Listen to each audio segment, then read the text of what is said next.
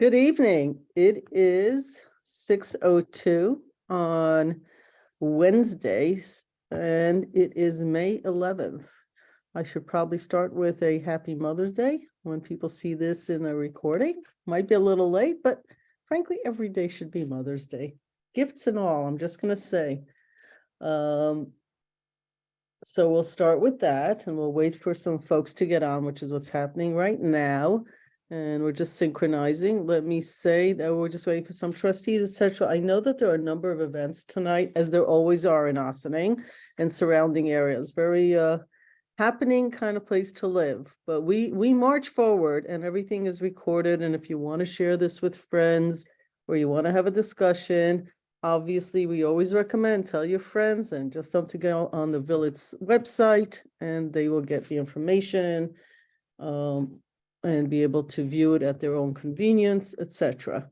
So I am looking to see, we have Trustee Quesada, we have Trustee White, we have Chima Monday from the Youth Advisory Bureau, because we will be discussing the community center tonight. And we're going to get started. We have also Assistant Village Manager Maddie Sahaj. Maddie's a lifelong, for the few in our community that are not familiar with her, she's a lifelong resident, but has been just a tremendous staff person for us, and she will keep us moving, but she will really be able to answer any questions that we have. No pressure, Maddie. Okay. Tonight we can go right into the presentation. Let's not waste time. All right. So I cannot, each time we do these presentations, always say this is my favorite topic, because it sounds disingenuous, but this is my favorite topic. Now, I have said this publicly, everybody knows. The community center for me is really where our community comes together. It is a place that is open to everyone, all ages, backgrounds. You've been here a day, you've been here 4 centuries, doesn't matter. Everybody has something they can do and use at our community center.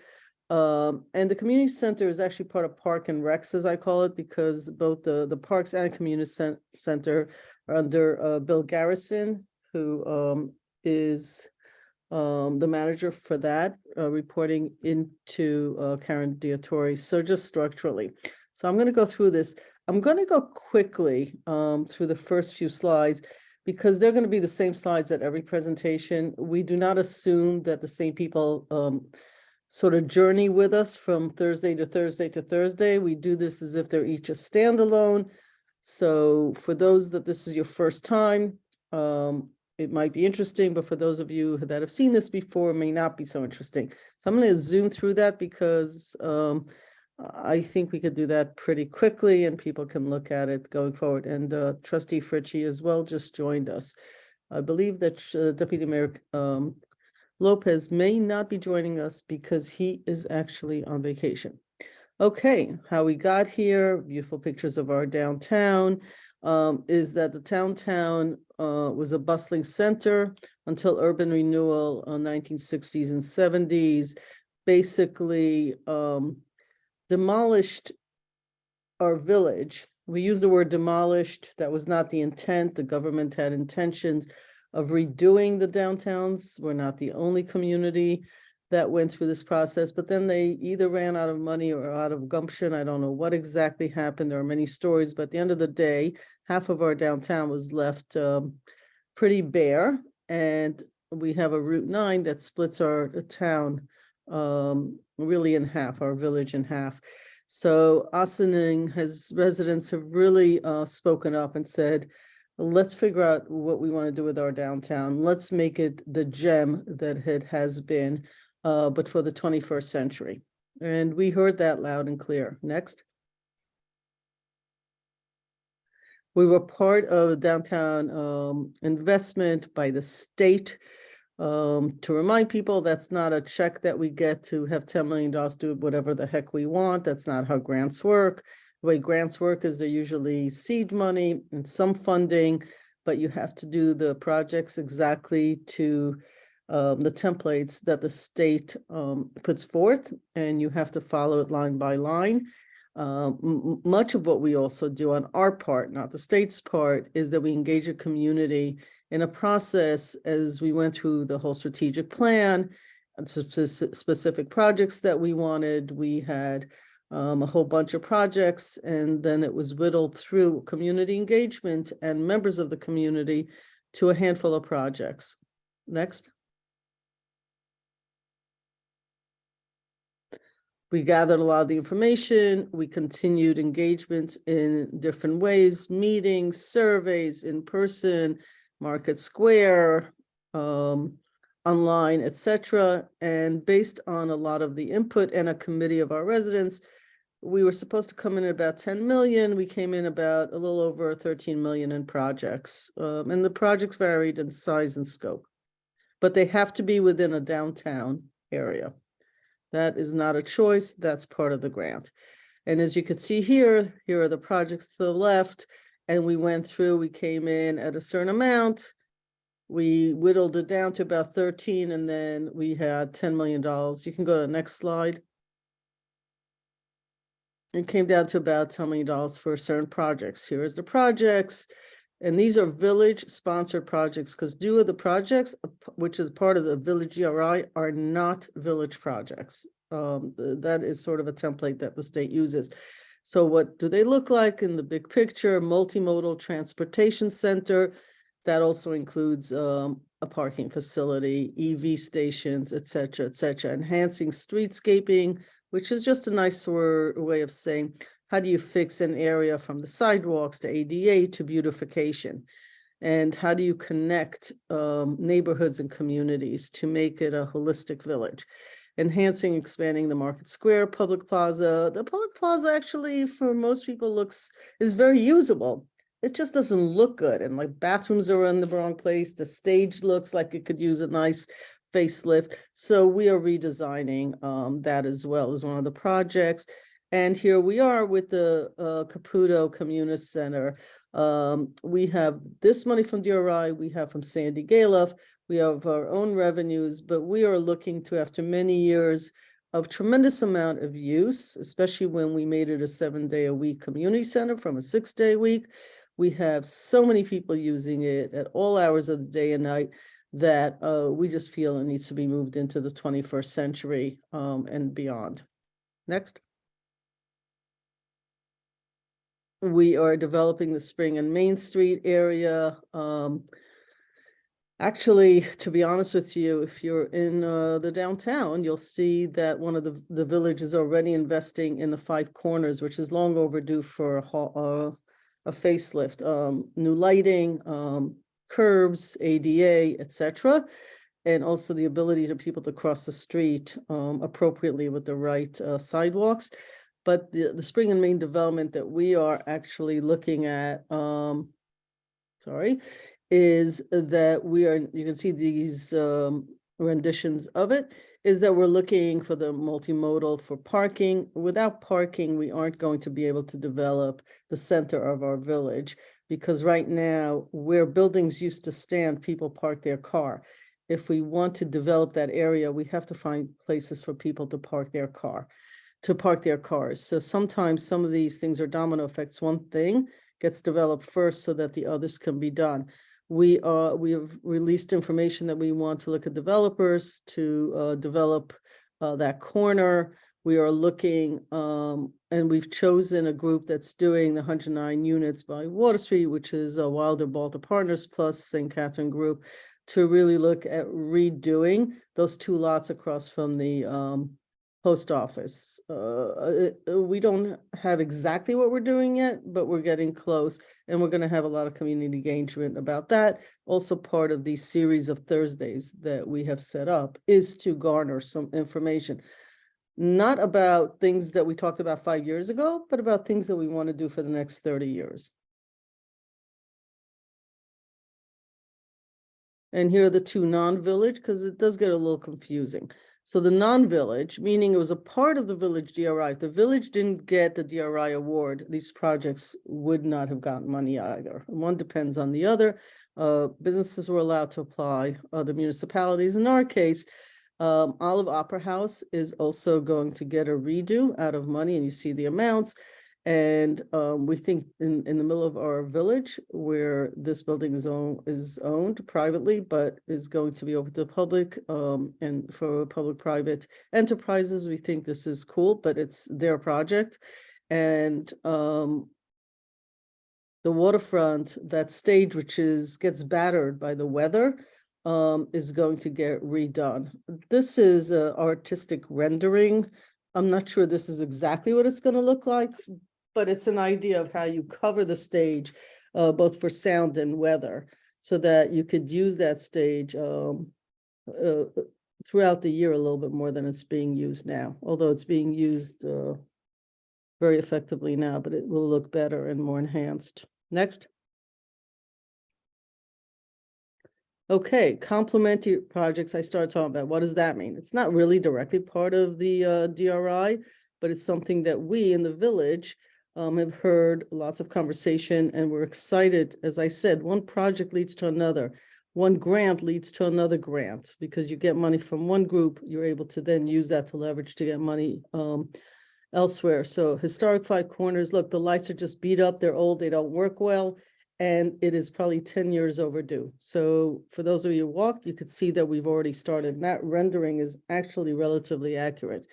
We're going to add some green space and stuff like that, but that's just a rendering for the construction. The signaling, the pedestrian crossings, etc. We can keep going.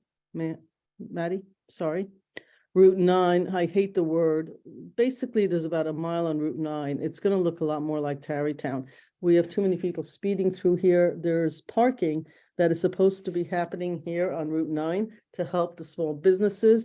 And the safety of crossing these intersections on such a wide road is really dangerous. It's especially dangerous for people who are elderly, for people crossing with children from the community center, up around to where the bank is and up to the library. It's just unsafe, and people are speeding down this road, and they really should be using highways and not this part of Route 9. So we are, the state has looked at this. This is a project in the making.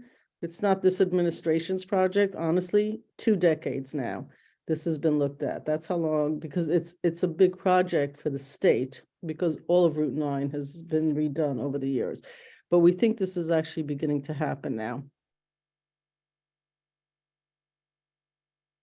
I think many of you know 200 Main. It was a bank. It's been sitting vacant for anywhere from 4 to 6 decades, depending who you speak to, but in any case, longer than many people have been alive. It is a challenging building. It's a beautiful building. We want to put it back on the tax rolls. For those of you, there's a picture of what it looks like on the inside. Not many people get to go. It's beautiful on the inside, and on the outside, it has an amazing view of the Hudson River. It does not have a lot of parking, but there are solutions for that. So we are in the process of enhancing further and trying to get somebody to buy it. If you know anybody who wants to buy a building, give me a call. Waterfront enhancements. Aside from streetscaping, we're working with Wilder Balter to look at 30 Water Street and develop the neighborhood further, including the Greenway. And we're going to be working with local businesses to really look at their resiliency issue on the Hudson. It's a big issue all up and down the Hudson River. Next. Project timeline, well, we're in May. So 8 webinars focusing on specific DRI projects. These webinars are intended to inform the public as more and more detail comes to light, and also garner ideas, information, thoughts, objections, etc., from the public. And that can be done both at the webinar, but also as people look at it online, email the BOT, email the village management, etc., etc. There are going to be this, and here are some of the dates. A lot of things will start this year and next year.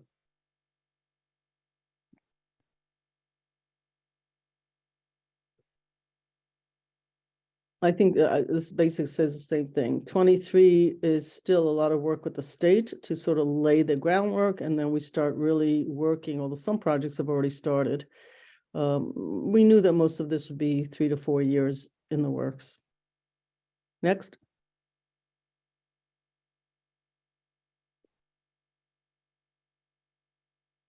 Okay. Now comes the community center, which is the purpose of really why we wanted to have that's the topic today. So for those of you that recently joined, good timing. Built in 1979, all community centers have continuous renovations in them because they are so highly used, highly trafficked. And if they have a pool, pools take a tremendous amount of effort. They also get a tremendous amount of usage by schools, by seniors, by kids learning to swim, people for fitness. You all know the basketball, the pickleball, everything. They just get a lot of usage and a lot of wear and tear. There's a lot of recreational programs. There is a gymnasium. There are nutrition programs. The town also uses it. The school system uses it. It's a highly used area. The DRI funding is really, in short, because I don't need to read every word here. In short, it is a total facelift inside and outside to create a much more usable and flexible community center. Had we started this 4 years ago, the conversations would be much different than they are after COVID. What we learned with COVID is that we have to create not a whole bunch of spaces to fit as many people as possible, but actually spaces have to be highly flexible. And the construction for locker rooms, the pool, the outside, and especially the outside, have to be really thought through with indoor-outdoor space, and how we use the space just a bit differently. So I think our timing is actually very good because we learned a lot about how much people need not only parks, but also their community center. We're going to combine the DRI funding with village investment, which is anticipated for the renovations for this building, the entire footprint, especially some of the outside space that has not really been used effectively, and how to upgrade the design. So some of the work has already started with the village funding, and some will be done through the DRI funding. Next.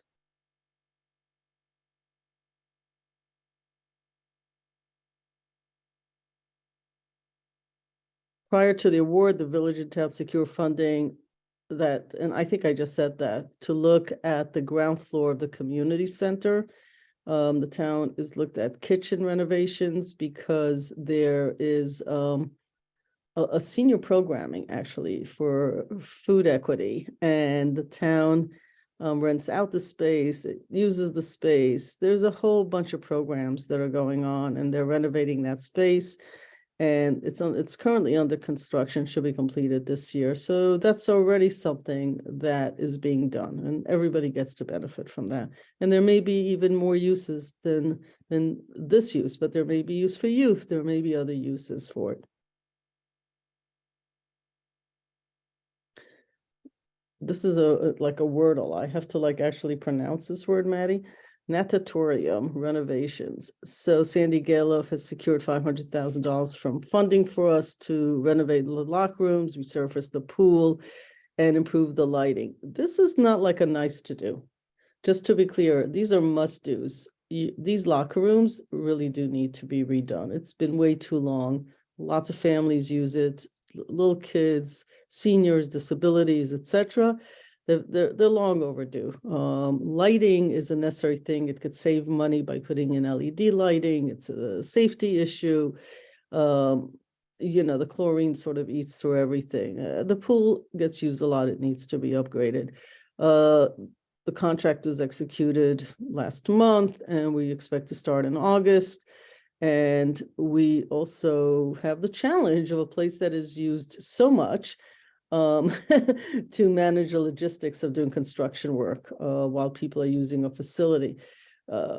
Can we just close down the whole community center for a couple of years while we do the work? Sure, if we want to be crazy, but we're trying to really figure out a way to do this, and it's very doable and possible and very usual to take it piece by piece and fix things as they go, and this is where we're starting.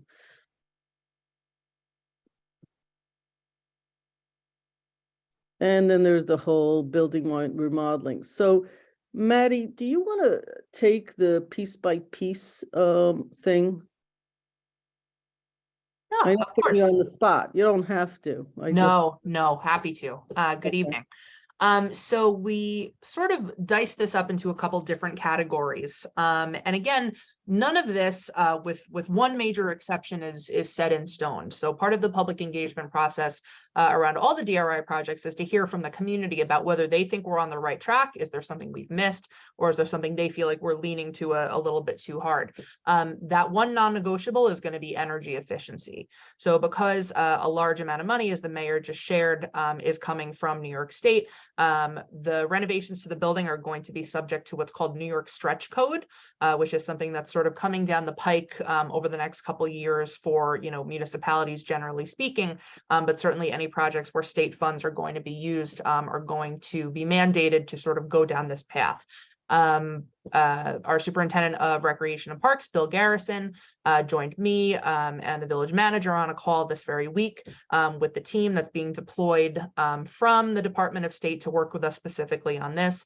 And it basically means anything that the community suggests that we do in the building is going to have to sort of go through a path of the New York Stretch Code, which basically means we have to ensure that we're doing things in a way that is as energy efficient as is possible, whether that has to do with the light fixtures, whether that has to do with any changes to insulation, things of that nature.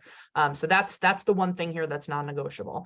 But other ideas that have come up along the way, certainly during the DRI process and other community engagement that we've done, has to do with additional energy efficiency considerations, such as a solar array or a green roof for the community center. If you're following along at home, the village was part of a request for proposal through the New York Power Authority back in 2019, where we put forward 3 sites that we wanted to offer up for community solar. One is almost complete at the Operations Center over on 9A. One is going to be getting started this fall down at the train station. We put in the community center roof and they said, well, we don't really think the roof is in good enough shape for someone to make that investment. So likely part of this will include repairs or a new roof, and then perhaps a solar array would be more appropriate, and it might be something we could do community solar on at that point. LED fixtures, as the mayor also mentioned, is going to save us money in the long run, not to mention the fact that some of the lighting work being done in the pool is necessary, as the chemicals used in the pool need to have lights that are a little bit more hardy since they're exposed to it all the time.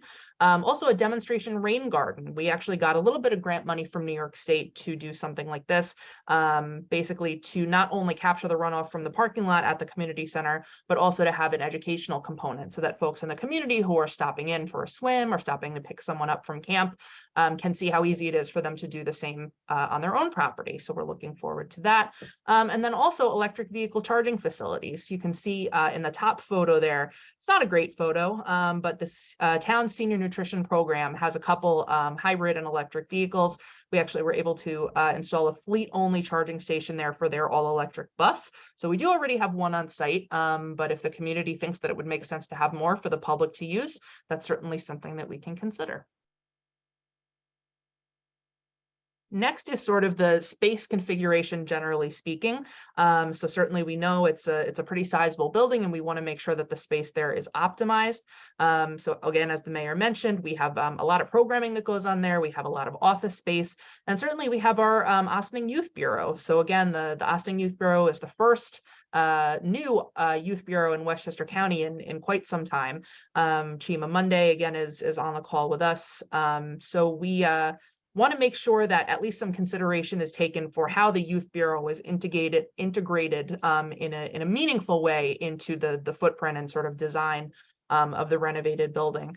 We want to make sure that we have space for community activities and events.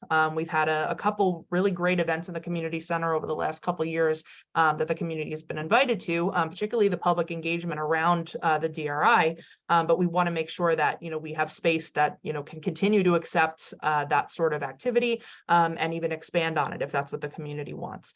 And finally, ensuring security for visitors and staff. We had made some changes to the flow of traffic coming in and out of the building, but that's something that could probably use some further improvement, again, for security for the folks who work there and also for folks that are there for programming. As far as recreational programs is concerned, basically making sure that the space we have is adequate for the types of programming that we want to offer and wish to offer into the future. As you probably know, not only is swimming very popular, but so is basketball and certainly pickleball. And we also have after school programs. So community input, we're looking forward to hearing to sort of inform how the spaces are going to shape up in order to best accommodate the recreational programs we have now, and then also what the community might like to see in the coming years. As I mentioned, the Youth Bureau, so some dedicated space for the Austin Youth Bureau and perhaps a teen room is something that was originally floated as a concept. When we applied for the DRI, something that we really thought about was how can we make the community center a hub for job readiness. So not just for youth necessarily, but for everyone who lives and learns in our community. So specifically leaning into that innovative space for STEM, learning, and then also building capacity in partnership with the Youth Bureau to provide space for career development programs, making sure that we have the appropriate resources and also technology and equipment to be able to be that hub for everyone in the community as they start considering what they may want to be when they grow up. And finally, external improvements, as I mentioned, the roof, and also as the mayor mentioned, sort of reimagining a lot of the outdoor space. The footprint of the building is not something that's anticipated to change in this process, but there is an awful lot of property around the building that could maybe be used in some more innovative ways as sort of outdoor learning or programming space. Specifically the courtyard that's right outside of the art room, for those that are familiar, maybe thinking about how we can make that sort of an extension of the art room, maybe using it as, the patio, maybe having, doors on that side instead of windows. And then finally, enhancing the pedestrian connection. So as the mayor mentioned, the Route 9 road diet, we're looking to make that area holistically more walkable, but also right on the end of the parking lot there is the entrance to the Sing Sing Hill Greenway. So making a connection for folks who are, coming from Route 9 to be able to connect seamlessly to the Greenway and vice versa is definitely something that was put forward as an idea, and we think that it's a good one.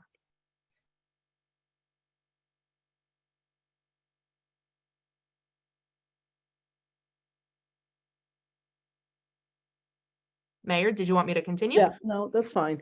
Okay. So the piece that we want to share as the engagement part is that we're going to be staff and elected officials and any consultants we do work with, etc. We're going to be roaming. We're going to be, as they say, fishing where the fish are. So we're going to be at the farmers market. We are with volunteers, ourselves, etc. We're going to have dates for that. We're going to be doing walking tours that people can sign up for. Doing a tour. We've done this with others to sort of answer questions. It's sometimes really interesting to see things live and in color. I, for example, in the community center, as much as I've been to it, forgot about that little area outside the art room, which is quite large, that doesn't really get used. And so it was great to do the walk. You see things very differently. We can do project-specific in-person session. A few people want to discuss a specific project, come up with ideas, etc. We are going to be available for that. And we're going to do FAQs for folks so that as we get accumulated questions, especially if certain questions are trending, we'll put that into a list that will keep getting built as we go through this project so that people can see, what other residents, friends, neighbors, whatever, have suggested and asked so that we really are having more iterative, if you will, online conversation. And then we're going to go to the story map, and then we're going to go through, virtual engagement series, 6 p.m. Thursdays, very hard to get a right time and the right date. but we're hoping this works for people. I'm missing just one thing here, but these are the next few. The mayor's message that I sent out normally on Tuesday afternoons. We'll continue the conversation about what the next series is, and obviously we're going to the website, and we will be promoting the different pieces and the different topics. So if you're interested in some but not others, we've sort of chunked it out that way. And I think the last one's July 27th. We haven't changed that, right, Maddie? We have not. Okay. And then we have a story map, which was asked for by one of trustees, believing that from a communications point of view, this map's available on the website.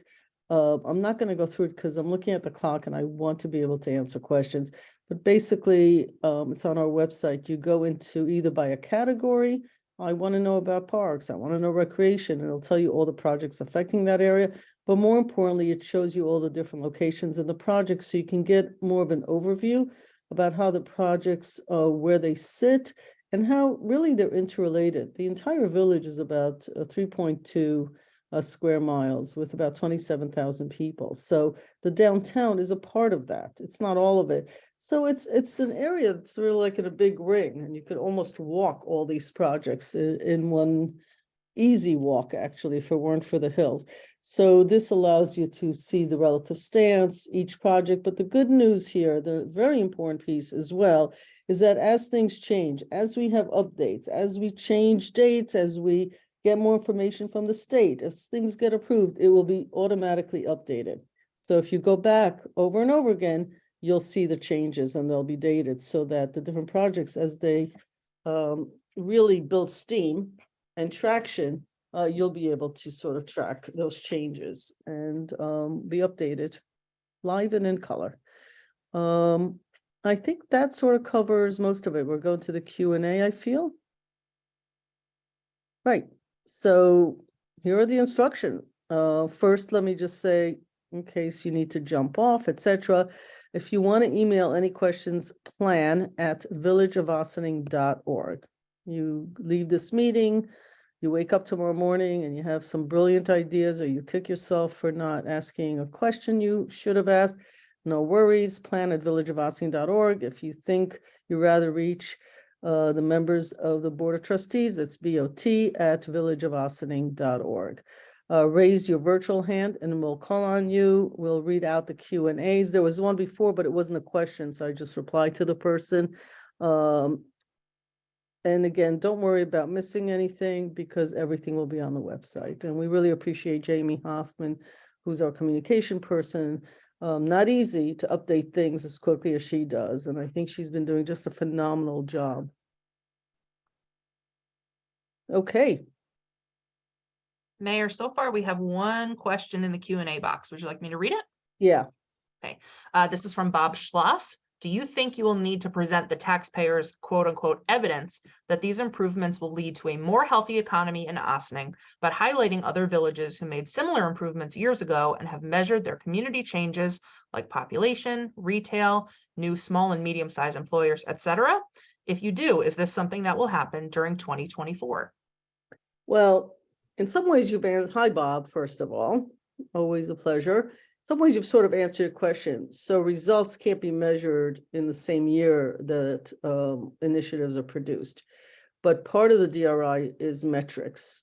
Part of it is to look at the effect it has. New Rochelle, albeit got a much bigger grant, had metrics based on business. Other communities do other types of metrics, but metrics on all grants have to be reported back. I don't think I could tell you it'll be in 2024, but I think that once we start moving on some of these projects, first there'll be subjective type of overall updates. This is going this way, this is going very tactical, and then there will, over time, there are always metrics that get reported back to the state and therefore to residents, the community, and to other environments. That's just part of the grant system. I see that Mr. Schloss also has his hand raised. Bob, do you want me to invite you to speak?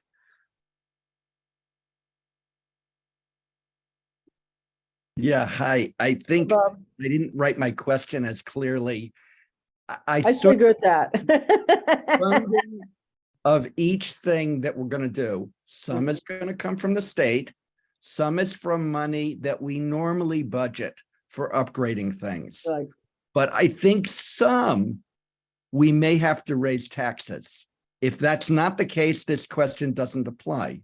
If it is the case, then how will we convince the skeptics in the village that this is a right use of money? Okay, that's actually a very different question. So thank you. So here's the thing. Some pieces have been discussed and have been planned and budgeted for through bonds, etc., like the five-way intersection. Some things like redoing a stage for the town is funded. And any of the complementary funds have already been accounted for. We won't raise taxes because we're using current money. That's sort of a done deal. And so let's take your example. So those are two examples of we're not raising taxes to do those things because they were budgeted for the whole project. And there are always two ways to do this. If you run out of money, you stop. You say, well, I did this far and it's better than what we had, and I'm not spending any more money on it. Some things you can't do that with, right? So even in the community center, we chunked it out. We have the money for the things that we think we have to do, the pool, the locker rooms, etc. We're not spending future dollars, except in taking out bonds, which we can afford to take currently. If there are projects in 3 or 4 years that we run out of money and there's not enough money to complete them, that is a question of whether we have revenues now. So Ossining, the village of Ossining has been funding itself so conservatively that we haven't raised actual taxes in the village. The taxes that we haven't raised in years. Where there have been increases is school taxes. The majority of the taxation in the village, residents and the town, is because of school taxes. Most of this money is actually, I'm feeling pretty good that taxes won't be raised for a long time to come for the building of this stuff. The operating cost is a village cost that will come in the future. I couldn't tell you now what those will be, but based on what they are today with expected inflation rates and the CPI averages, we are funded for these projects.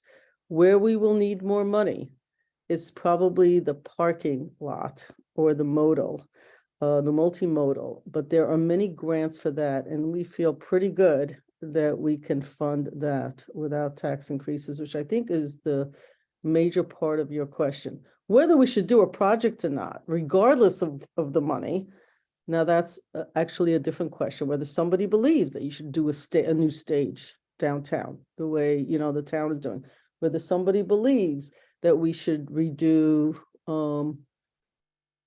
put solar on the community center, right? That hasn't been budgeted for. That's a bit of an extra. But the community center has been budgeted in chunks, and we can go pretty far with the money we already have. Now, does that answer your question? Is my question to you, Bob. And by the way, we always have to justify what we spend. Every year, we justify to our residents where we're spending our money. Doesn't mean everybody agrees with their elected officials, but we justify all of those costs. And by the way, the Youth Advisory Bureau is already funded for a couple of years. We didn't start it on a maybe and we'll figure it out later. We actually are very conservative financially in the village of Ossining.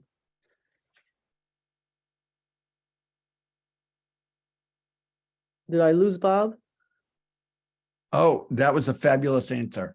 Oh, okay. Thank you, Bob. Very clear. Thank you. I think it's important. Okay, Bob, I'm going to move you back over to an attendee. Thank you. Mayor, I don't see any other hands or questions. Okay. Well, we're not forcing people. I'm going to do my mayor dance for a little bit. So that if people have questions, they're thinking, they're going back, they're wondering, all good. We're not here to take up people's time. We're here to be informative. You could also tell us whether you found this informative or not, because to be honest with you, if we've got a couple of minutes, we do the best we can, and the staff gets full credit for putting these presentations together with what they think people will want to know about in what I call plain English, not my words, a famous quote, so that people understand. Sometimes government talk is can be sort of complicated, but if these are helpful to you, if they're not, let us know that too. Yeah, I didn't mention that, but it's important to us not to waste people's time, but to use your time effectively, that it's worth your time. I'm going to put in a plug for the Youth Bureau, which is headquartered in the community center and works diligently with the school system for our youth. It's really mostly teenagers. Chima is a full-time professional doing a great job. We now have 3 people staffed for that, which is fantastic because it's all about the people. It's like government is a people business. We talk infrastructure, but it's like a people business. We're here to make people's lives better of all ages. And in this case, it's for the youth. So I just want to make sure people are familiar. And if they have questions about the Youth Bureau, they can call the manager's office, talk to Chima if you want to volunteer for the Youth Bureau, et cetera, et cetera. Just wanted to throw in a plug while I had 2 minutes. Mayor, we actually got 2 more questions, and one of them is specifically for Chima. It's from Lana Kitcher. It said, could Chima talk about the Youth Bureau for a minute? I don't know much about it. Okay, then. Wow, look at that segue. Chima, you want to do your elevator speech or just a couple minutes about the Youth Bureau? Yes, so hi, my name is Chima Monday, and I'm the director of the Arson and Youth Bureau. So the Youth Bureau is a fairly new agency that just started. Essentially, the goal is to be able to provide a space for young people in the community, for them to be able to come in, get a job, if they're looking for employment, if they're looking for information about career path, if they're looking to, a place to just decompress after school, older youth, younger youth. The Youth Bureau is essentially designed to be able to provide services that the school system otherwise will not be able to provide. And so we are a supplement to services that the school is not providing or does not fully provide. We also focus on youth that are out of school, right? Some young people are not, they're not in school or they graduated and they don't know what direction to go in life. We are the Youth Bureau is designed to help those young people find a path in terms of career path, in terms of employment, training opportunities, all that good stuff. So, so in a nutshell, Youth Bureau, it's an agency that is created to help young people in the community, especially those that don't have that have been, the school system does not fully support in a way, and that have felt, maybe left aside by the school system. We are there to provide services and support to those young people. Does that answer your question?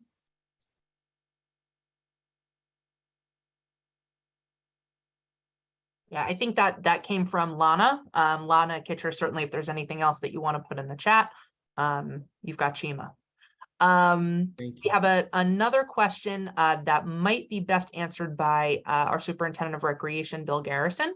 It's from Alexandra / Sasha Rudenko. It says, sorry, I do not have a microphone here. I would love to know more about the locker room updates. I love swimming in the pool and I'm very excited because especially the shower curtains were pretty ... old. Thank you.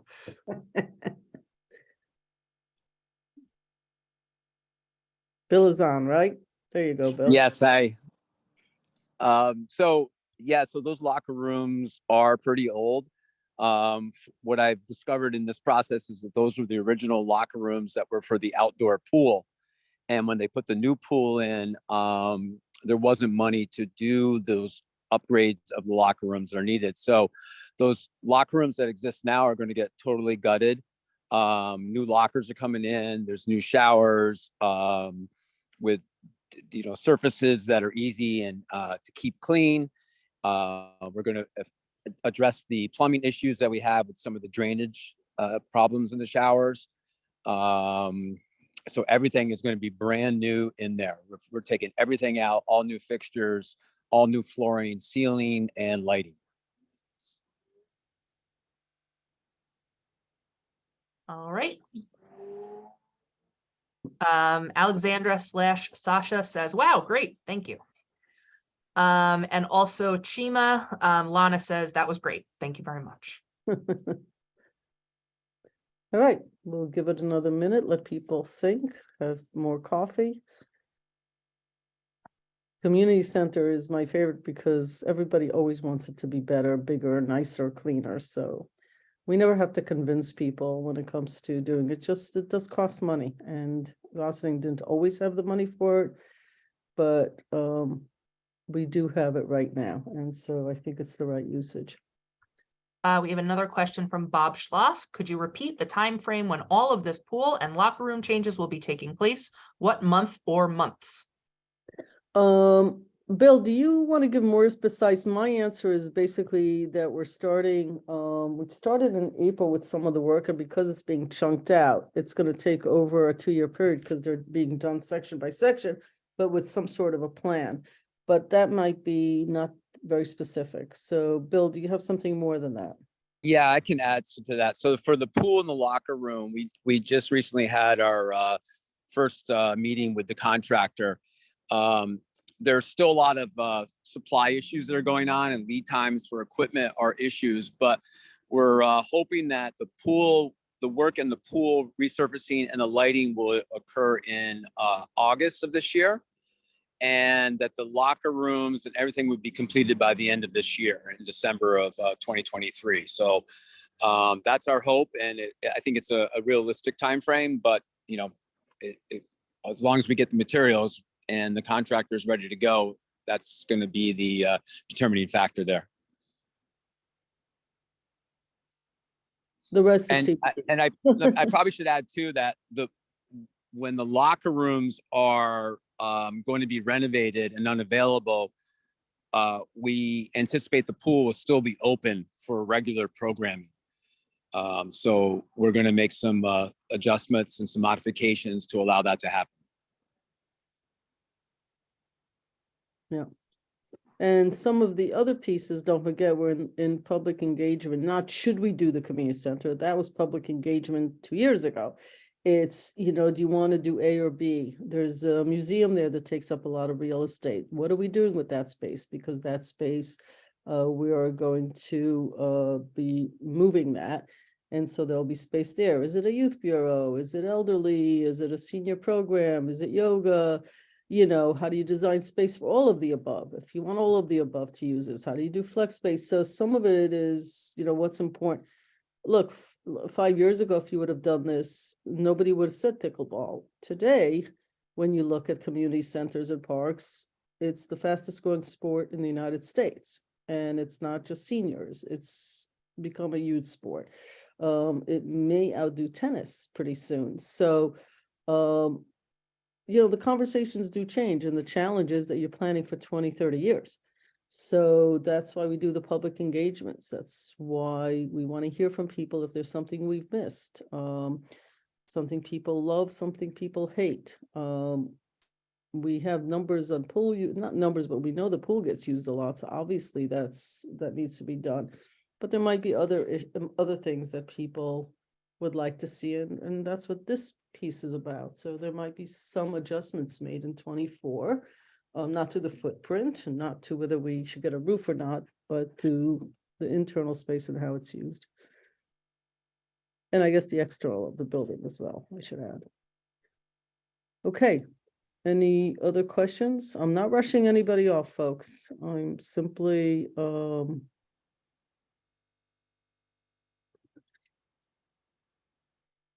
leaving time for people to speak. And by the way, our consultants, engineers, architects, you know, electricians, they also get to hear some of this stuff. So it's all good conversation because it helps them as well. People do want improvements, and they want to participate in something great happening here. Okay, I'm not seeing anything on my end. Are you seeing anything, Maddie? I see no hands and I see no more questions in the Q&A box. Okay, folks, I appreciate everybody being here. Sorry, Mayor, Oh, if I could. Oh, Manny, I'm follow the- sorry. Go ahead. It's okay. No worries, no worries. So I just want to kind of, and Maddie, I'm going to ask your help. Hopefully, I'm not saying anything that is not 100% correct. So I kind of want to highlight a little bit of one of the questions that Bob had asked before in regards to taxpayers' money and if they don't want the project or how do we justify this. One of the things that it happens on our probably in our budgets, and I think that's what the mayor was alluded, we go through a capital project, the capital process itself. The beauty of that is if the community was not in favor of a capital project at some point of time, they usually is we go for a resolution when we go in front of when the capital project comes in front of us, we usually go on we ask for a bond, and that's the time of do a bond referendum where the community, if they choose not to support that, they can actually, and I don't know how many signatures they have to collect, but they can definitely collect signatures and they can question the reason why we're doing that, what we're doing. I'm putting that in my words.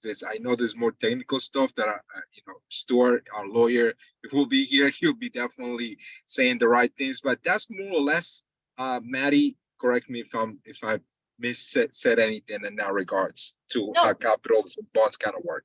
No, Trustee Casada, you're spot on. So basically, if it's in the capital plan and gets passed as part of the budget, certainly the public has input during the budget, the budget public hearing.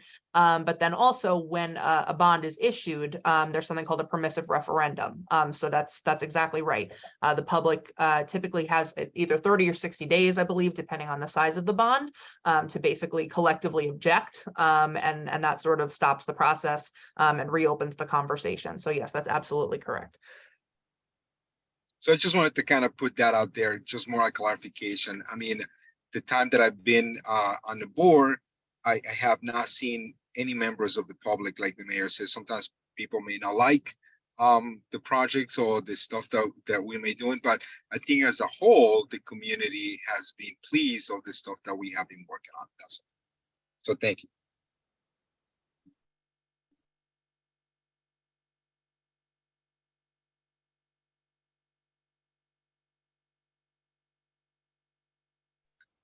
Mayor, you're muted if you were talking. I'm sorry. Thank you, Manny. Appreciate it. Oh, we have another question, Mayor. Okay. Bob Schloss says, we can estimate, quote, good enough, unquote, the rise of the Hudson River near Lewis Engle Riverfront Park until 2029. But after that, it is highly dependent upon actions in the developed world, which is uncertain. Please consider this when you make plans. We are, Bob. We're considering it. I was at the state penitentiary, like as a mayor, not actually in it, to look at projects for Sing Sing Hill, for the Sing Sing Museum, but we were talking and their plans as what arises for Sing Sing. Most of the waterfront, 30 Water Street, etc. We have numbers from a Cornell study that we participated with the town that talks about till 2050 actually, and that is taken into consideration as development. Streetscaping is being done. Metro North has studies that it has to do. They've already lifted those tracks once in a few decades, and they have to look at all those tracks and the parking. So that is absolutely not on the back burner as it used to be. It is now center to the front of the burners, because it's super important to not only talk about $1 million views, but understand that the waterfront has a lot of challenges, and all the water in our community, everything goes down to the Hudson River. It's hugely important. So we are taking that into consideration. I do want to also take the opportunity to welcome Harry Campbell, who's on with us. So Harry is the chair of the Youth Advisory Bureau, longtime Ossining resident. Harry also run Grandpa's United, a mentoring program, and they're always looking for folks to help mentor. It's grandpas and young men. There is not a grandma's yet for young women, but it is a program. It's a national program, and Ossining actually participates in that. You do not actually have to be a grandpa. It's more like, I think if you have, your second gray hair, you could do it. It's really a mentoring program. In plain English, it's to bring people of one generation together with people of another generation to work together, to help them to be mentored, to, listen to them and help them succeed in whatever way they can. It is really a terrific program. They're always looking for people. They're looking to be in different locations, a coffee shop, a library, a community center. So I just want to give a plug because we have so many programs in Ossining. This is a very, it's new, it's relatively new. And Chima runs it, but Harry's the chair, and also of that. So I just want to give a plug because there's so much going on, but sometimes we take these opportunities just to give a shout out to somebody for a program. So thank you, Harry. And also if anybody's interested, Chima has lots and lots of information about that. And be on the lookout for announcements. All right, folks, I'm not looking to hold everybody up, just looking to see. Would you say that everybody has asked their questions? We got one more. We have one more. I'm sorry, okay. Oh, yeah.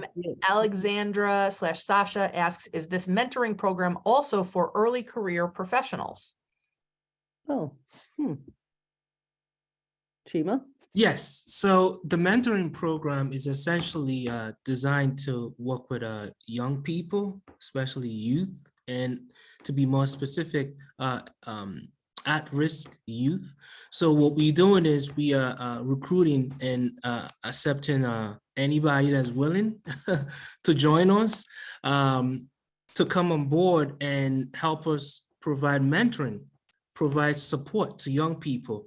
We have programming at the high school, at the middle school, where we have the mentors. They go into these places and they help provide services to young people. We have our mentors reading books to after school kids. We have our mentors playing music for after school kids. And so in any way capacity that you feel like you can contribute, yes, we are open and willing to accept. So it's geared for young people and specifically to provide support for at-risk youth. Does that answer your question? So Alexandra followed up with to mentor students, that is, and then said, that sounds great. I'm a physician and would love to be involved in some way. Is there someone I can email? Absolutely. You can, I'm going to put my email on the chart. Would that be okay, Maddie? Oh yeah, absolutely. Okay, so I'm going to put my email down on the chat, and then you can definitely reach out to me, and we'll be glad to arrange a meeting and get you on board. This is kind of stuff we're looking for. We need more people. Our young people need help. They need support. They need guidance, and so we'll gladly welcome your offer. And I'll put my email down. I don't know if the folks at home are going to be able to see it, or if only I can see it. It's been a long time since I've been on the other side of this. But Chima, I think it's just C as in cat, and then Monday, MONDAY, at villageofossining.org. Is that correct? That is correct. Thank you, Maddie. Okay, sure thing. Okay, any other questions, folks? All right, then we will be saying our good nights. We will see you at the next event. We look forward to all of your questions and feedback. The more, the merrier. I mean that sincerely. The staff looks forward to the questions, and we want all of our projects to be successful. That's why we're all here. Successful meaning improving the lives of the residents and businesses. That defines success for us. So thank you, everyone. Have a good night.